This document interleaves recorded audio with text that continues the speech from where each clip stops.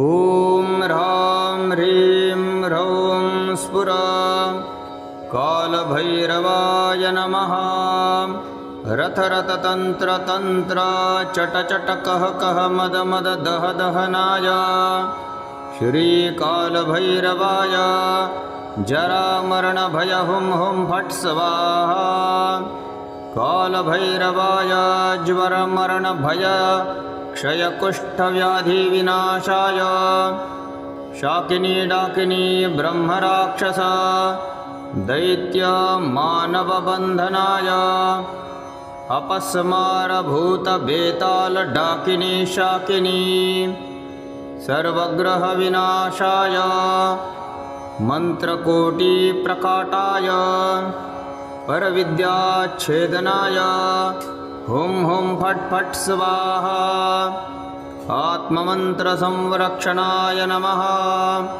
ॐ ह्रां ह्रीं ह्रौं नमो भूतडामरी ज्वालवशभूतानां द्वादशभूतानां त्रयोदश षोडश प्रेतानां पञ्चदश डाकिनी शाकिनीनां हन हन दहनदारनथ एकाहिकं द्व्याहिकं त्र्याहिकं चातुर्धिकं पञ्चाहिकं व्याघ्रपादान्तवातादि वातसरिककफपित्तकाशश्वासम्येचादिकं दहदह छिन्दी छिन्दी श्रीमहादेवकालभैरवनिर्मित स्तम्भनमोहनवश्च आकर्षण उच्चाटन कीलनोद्वेषण इति षट्कर्मणि वृत्तं हुं हुं फट् स्वाहा।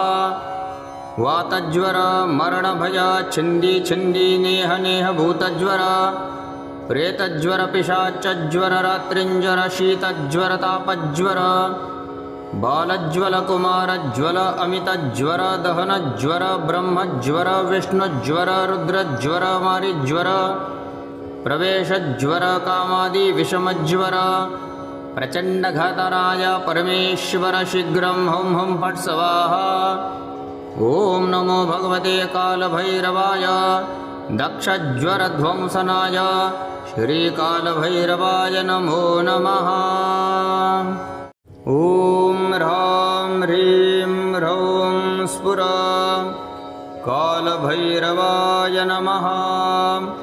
रथरथतन्त्रतन्त्र चटचटकहकह मदमददहदहनाय श्रीकालभैरवाय जरामरणभय हुं हुं फट् स्वाहा। कालभैरवाय ज्वरमरणभय क्षयकुष्ठव्याधिविनाशाय शाकिनी डाकिनी ब्रह्मराक्षस दैत्य मानवबन्धनाय अपस्मारभूतबेताल डाकिनी शाकिनी सर्वग्रहविनाशाय मन्त्रकोटिप्रकाटाय परविद्याच्छेदनाय हुं हुं फट् फट् स्वाहा। आत्ममन्त्रसंरक्षणाय नमः। ॐ ह्रां ह्रीं ह्रौं नमो भूतडामरी ज्वालवशभूतानां द्वादशभूतानां त्रयोदश षोडश प्रेतानां पञ्चदश डाकिनी शाकिनीनां हन हन दहनदारनथ एकाहिकं द्व्याहिकं त्र्याहिकं चातुर्धिकं पञ्चाहिकं व्याघ्रपादान्तवातादि वातसरिककफपित्तकाशश्वासम्येचादिकं दहदह छिन्दी छिन्दी श्रीमहादेवकालभैरवनिर्मित स्तम्भनमोहनवश्च आकर्षण उच्चाटन कीलनोद्वेषण इति षट्कर्मणि वृत्तं हुं हुं फट् स्वाहा। वातज्वर मरणभय छिन्दी छिन्दी नेह नेह भूतज्वर प्रेतज्वर पिशाचज्वर रात्रिञ्ज्वर शीतज्वर तापज्वर बालज्वल कुमारज्वल अमितज्वर दहनज्वर ब्रह्मज्वर विष्णुज्वर रुद्रज्वर मारिज्वर प्रवेशज्वर कामादि विषमज्वर प्रचण्डघातराय परमेश्वर शीघ्रं हुं हुं फट् स्वाहा। ॐ नमो भगवते कालभैरवाय दक्षज्वरध्वंसनाय श्रीकालभैरवाय नमो नमः। ॐ ह्रां ह्रीं ह्रौं स्फुर कालभैरवाय नमः। रथरथतन्त्रतन्त्र चटचटकहकह मदमददहदहनाय श्रीकालभैरवाय जरामरणभय हुं हुं फट् स्वाहा। कालभैरवाय ज्वरमरणभय क्षयकुष्ठव्याधिविनाशाय शाकिनी डाकिनी ब्रह्मराक्षस दैत्य मानवबन्धनाय अपस्मारभूतबेताल डाकिनी शाकिनी सर्वग्रहविनाशाय मन्त्रकोटिप्रकाटाय परविद्याच्छेदनाय हुं हुं फट् फट् स्वाहा। आत्ममन्त्रसंरक्षणाय नमः। ॐ ह्रां ह्रीं ह्रौं नमो भूतडामरी ज्वालवशभूतानां 12 भूतानां 13 षोडश प्रेतानां 15 डाकिनी शाकिनीनां हन हन दहनदारनथ एकाहिकं द्व्याहिकं त्र्याहिकं चातुर्धिकं पञ्चाहिकं व्याघ्रपादान्तवातादि वातसरिककफपित्तकाशश्वासम्येचादिकं दह दह छिन्दी छिन्दी श्रीमहादेवकालभैरवनिर्मित स्तम्भनमोहनवश्च आकर्षण उच्चाटन कीलनोद्वेषण इति षट्कर्मणि वृत्तं हुं हुं फट् स्वाहा। वातज्वर मरणभय छिन्दी छिन्दी नेह नेह भूतज्वर प्रेतज्वर पिशाचज्वर रात्रिञ्ज्वर शीतज्वर तापज्वर बालज्वल कुमारज्वल अमितज्वर दहनज्वर ब्रह्मज्वर विष्णुज्वर रुद्रज्वर मारिज्वर प्रवेशज्वर कामादि विषमज्वर प्रचण्डघातराय परमेश्वर शीघ्रं हुं हुं फट् स्वाहा। ॐ नमो भगवते कालभैरवाय दक्षज्वरध्वंसनाय श्रीकालभैरवाय नमो नमः। ॐ ह्रां ह्रीं ह्रौं स्फुर कालभैरवाय नमः। रथरथतन्त्रतन्त्र चटचटकहकह मदमददहदहनाय श्रीकालभैरवाय जरामरणभय हुं हुं फट् स्वाहा। कालभैरवाय ज्वरमरणभय क्षयकुष्ठव्याधिविनाशाय शाकिनी डाकिनी ब्रह्मराक्षस दैत्य मानवबन्धनाय अपस्मारभूतबेताल डाकिनी शाकिनी सर्वग्रहविनाशाय मन्त्रकोटिप्रकाटाय परविद्याच्छेदनाय हुं हुं फट् फट् स्वाहा। आत्ममन्त्रसंरक्षणाय नमः। ॐ ह्रां ह्रीं ह्रौं नमो भूतडामरी ज्वालवशभूतानां 12 भूतानां 13 षोडश प्रेतानां 15 डाकिनी शाकिनीनां हन हन दहनदारनथ एकाहिकं द्व्याहिकं त्र्याहिकं चातुर्धिकं पञ्चाहिकं व्याघ्रपादान्तवातादि वातसरिककफपित्तकाशश्वासम्येचादिकं दह दह छिन्दी छिन्दी श्रीमहादेवकालभैरवनिर्मित स्तम्भनमोहनवश्च आकर्षण उच्चाटन कीलनोद्वेषण इति षट्कर्मणि वृत्तं हुं हुं फट् स्वाहा।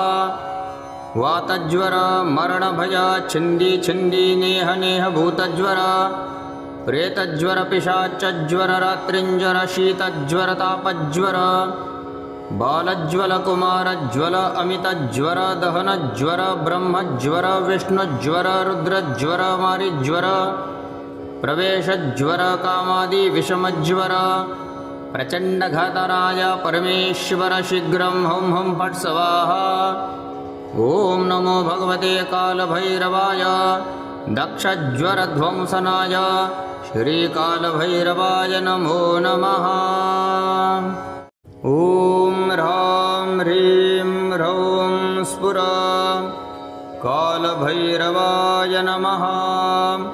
रथरथतन्त्रतन्त्र चटचटकहकह मदमददहदहनाय श्रीकालभैरवाय जरामरणभय हुं हुं फट् स्वाहा।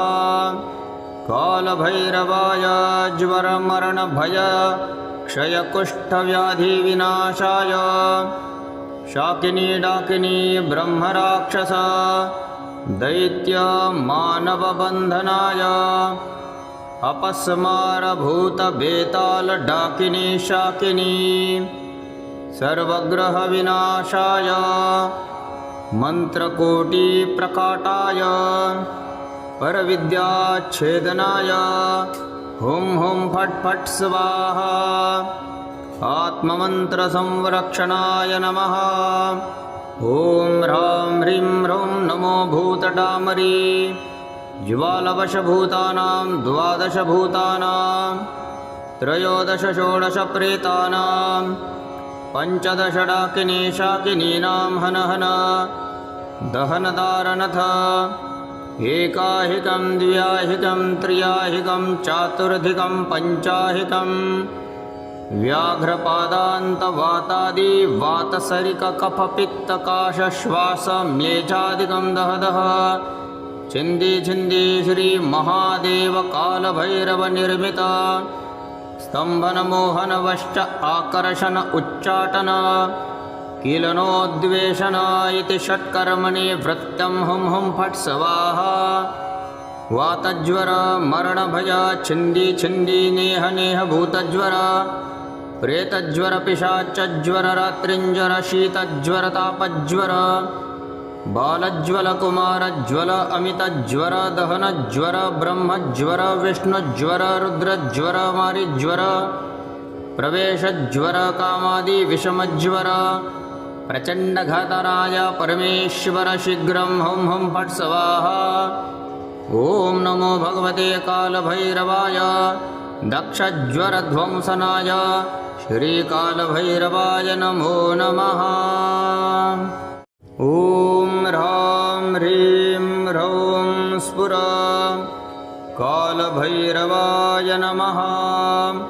रथरथतन्त्रतन्त्र चटचटकहकह मदमददहदहनाय श्रीकालभैरवाय जरामरणभय हुं हुं फट् स्वाहा। कालभैरवाय ज्वरमरणभय क्षयकुष्ठव्याधिविनाशाय शाकिनी डाकिनी ब्रह्मराक्षस दैत्य मानवबन्धनाय अपस्मारभूतबेताल डाकिनी शाकिनी सर्वग्रहविनाशाय मन्त्रकोटिप्रकाटाय परविद्याच्छेदनाय हुं हुं फट् फट् स्वाहा। आत्ममन्त्रसंरक्षणाय नमः।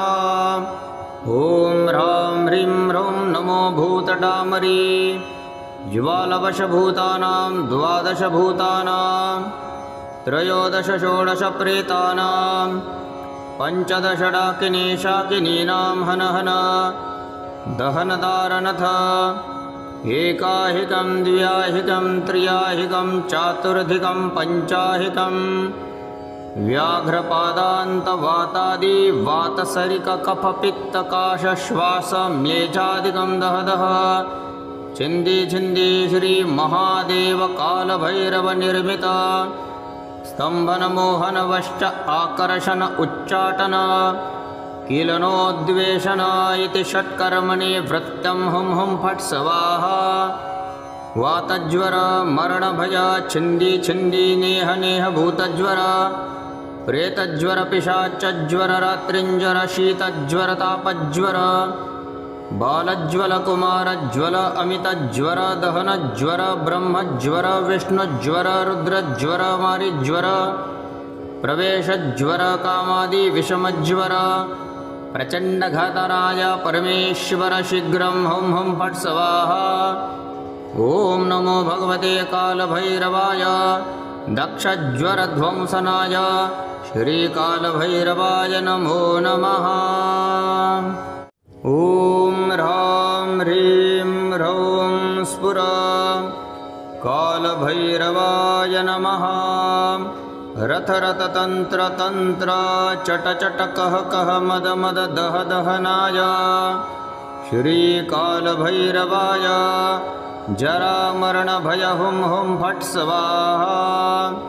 कालभैरवाय ज्वर मरण भय क्षय कुष्ठ व्याधि विनाशाय शाकिनी डाकिनी ब्रह्मराक्षस दैत्य मानव बंधनाय अपस्मार भूत बेताल डाकिनी शाकिनी सर्वग्रह विनाशाय मंत्रकोटि प्रकाटाय परविद्याच्छेदनाय हुं हुं फट् फट् स्वाहा।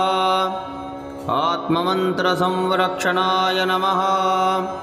ॐ ह्रां ह्रीं ह्रौं नमो भूतडामरी ज्वालवशभूतानां द्वादशभूतानां त्रयोदश षोडश प्रेतानां पञ्चदश डाकिनी शाकिनीनां हन हन दहनदारनथ एकाहिकं द्व्याहिकं त्र्याहिकं चातुर्धिकं पञ्चाहिकं व्याघ्रपादान्तवातादि वातसरिककफपित्तकाशश्वासम्येचादिकं दह दह छिन्दी छिन्दी श्री महादेव कालभैरव निर्मित स्तंभन मोहन वश्च आकर्षण उच्चाटन कीलनोद्वेषण इति षट्कर्मणि वृत्तं हुं हुं फट् स्वाहा।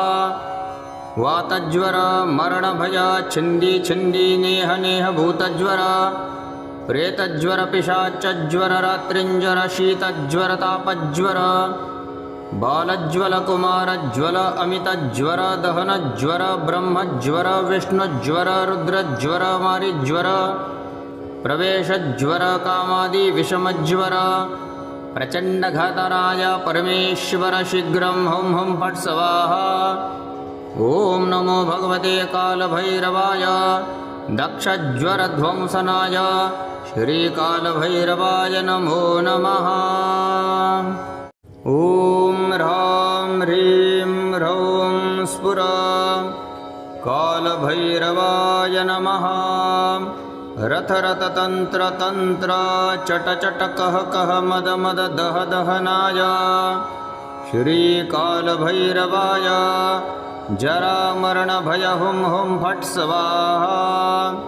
कालभैरवाय ज्वर मरण भय क्षय कुष्ठ व्याधि विनाशाय शाकिनी डाकिनी ब्रह्मराक्षस दैत्य मानव बंधनाय अपस्मार भूत बेताल डाकिनी शाकिनी सर्वग्रह विनाशाय मंत्रकोटि प्रकाटाय परविद्याच्छेदनाय हुं हुं फट् फट् स्वाहा।